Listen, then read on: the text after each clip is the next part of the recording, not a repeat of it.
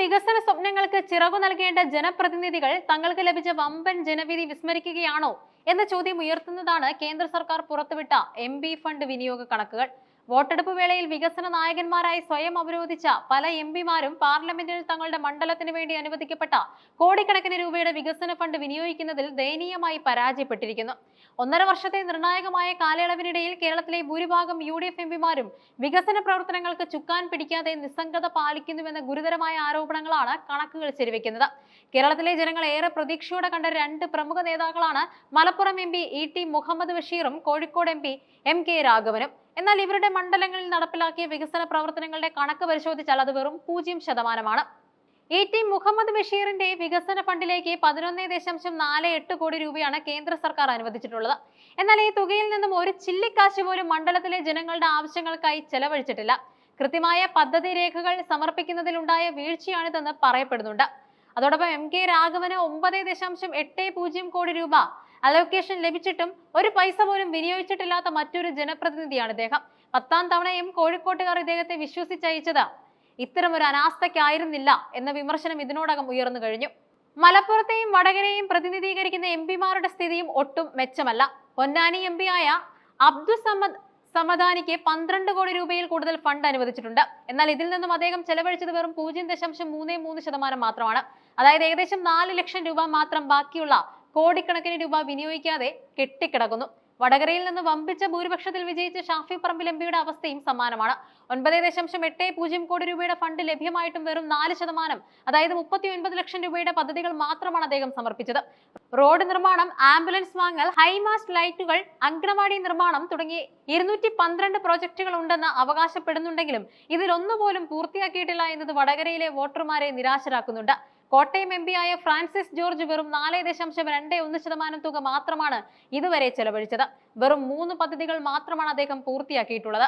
തിരുവനന്തപുരത്ത് നിന്നുള്ള ശശി തരൂർ 13 പ്രോജക്റ്റുകൾ പൂർത്തിയാക്കിയെങ്കിലും മൊത്തം ഫണ്ടിന്റെ 13.28% മാത്രമേ വിനിയോഗിച്ചിട്ടുള്ളൂ.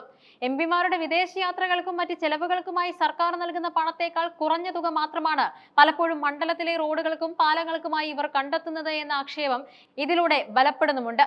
തൃശൂരിലെ ജനങ്ങൾ വമ്പിച്ച ഭൂരിപക്ഷം നൽകി വിജയിപ്പിക്കുകയും കേന്ദ്ര സഹമന്ത്രി പദവിയിൽ ഇരിക്കുകയും ചെയ്യുന്ന സുരേഷ് ഗോപിയും ഫണ്ട് വിനിയോഗത്തിൽ ഏറെ പിന്നിലാണ്. 9.80 കോടി രൂപയിൽ നിന്ന് വെറും 58.51 ലക്ഷം രൂപ മാത്രമാണ് അദ്ദേഹം വിനിയോഗിച്ചത്. ഇതിൽ ഭൂരിഭാഗവും റോഡുകളുടെ ഇന്റർലോക്കിങ്ങിന് വേണ്ടിയായിരുന്നു. വയനാട് പ്രിയങ്ക ഗാന്ധിയുടെ ഫണ്ട് വിനിയോഗം 13.37%. 7.35 കോടി രൂപയുടെ അലോക്കേഷൻ ഉണ്ടെങ്കിലും 98 ലക്ഷത്തിന്റെ പദ്ധതികൾ ആരംഭിച്ചുവെന്നല്ലാതെ ഒന്നുപോലും പൂർത്തിയാക്കാൻ കഴിഞ്ഞിട്ടില്ല. എല്ലാവരും വികസന വിമുഖത കാട്ടുമ്പോഴും ചിലർ തങ്ങളുടെ കടമ കൃത്യമായി നിർവഹിക്കുന്നുമുണ്ട്. LDF പ്രതിനിധിയായ കെ രാധാകൃഷ്ണൻ 11.8% ഫണ്ട് വിനിയോഗിക്കുകയും 6 പ്രോജക്റ്റുകൾ പൂർത്തിയാക്കുകയും ചെയ്തു. KC വേണുഗോപാൽ, അടൂർ പ്രകാശ്, NK പ്രേമചന്ദ്രൻ എന്നിവർ ശരാശരി പ്രകടനം കാഴ്ചവെക്കുന്നുമുണ്ട്. ഇക്കാര്യത്തിൽ ഏറ്റവും ശ്രദ്ധേയമായ പ്രവർത്തനം കാഴ്ചവെച്ചിരിക്കുന്നത് രാജ്യസഭാ MP ജോൺ ബ്രിട്ടാസ് ആണ്. കേരളത്തിൽ നിന്നുള്ള എല്ലാ പിമാരെയും പിന്നിലാക്കി 27 പ്രോജക്റ്റുകളാണ് അദ്ദേഹം ചുരുങ്ങിയ കാലയളവിനുള്ളിൽ പൂർത്തിയാക്കിയത്. പദ്ധതികൾ സമർപ്പിക്കുന്നതിലും അവ കൃത്യമായി നടപ്പിലാക്കുന്നതിലുമുള്ള കൃത്യനിഷ്ഠതയാണ് അദ്ദേഹത്തെ പട്ടികയിൽ ഒന്നാമനാക്കുന്നത്. MP ഫണ്ട് വിനിയോഗിക്കുന്നതിന് കൃത്യമായ നടപടിക്രമങ്ങളുണ്ട്. ജില്ലാ കളക്ടർമാർ മുഖേന പദ്ധതികൾ സമർപ്പിക്കുകയും അവയുടെ ശാസ്ത്രീയമായ പ്രൊജക്ട് റിപ്പോർട്ടുകൾ ഹാജരാക്കുകയും വേണം. കൃത്യമായ പ്ലാനിങ്ങിന്റെ അഭാവമാണ് കേരളത്തിലെ പിമാർ നേരിടുന്ന പ്രധാന വെല്ലുവിളി. ജനങ്ങളുടെ ദൈനംദിന പ്രശ്നങ്ങളിൽ ഇടപെടുന്നതിനേക്കാൾ രാഷ്ട്രീയ പ്രസ്താവനകൾക്കും ഡൽഹിയിലെ പ്രവർത്തനങ്ങൾക്കും പ്രാധാന്യം നൽകുന്നതുകൊണ്ടാണ് ഈ വികസന മുരടിപ്പുണ്ടാകുന്നത്. ജനങ്ങളുടെ വോട്ട് വാങ്ങി പാർലമെന്റിലെത്തിയവർ ജനസേവനം മറയ്ക്കുന്നത് ജനാധിപത്യത്തിന് ഭൂഷണമല്ല.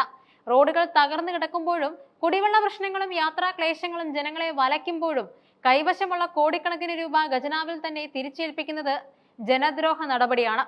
പിമാരുടെ പ്രവർത്തനം കേവലം സഭയിലെ പ്രസംഗങ്ങളിൽ ഒതുങ്ങാതെ നാടിന്റെ അടിസ്ഥാന സൗകര്യ വികസനത്തിൽ കൂടി പ്രതിഫലിക്കേണ്ടതുണ്ട്. വരും വർഷങ്ങളിലെങ്കിലും ഈ പോരായ്മകൾ പരിഹരിച്ച് വികസന കുതിപ്പിന് പിമാർ മുൻകൈ എടുക്കുമെന്നാണ് കേരളം പ്രതീക്ഷിക്കുന്നത്.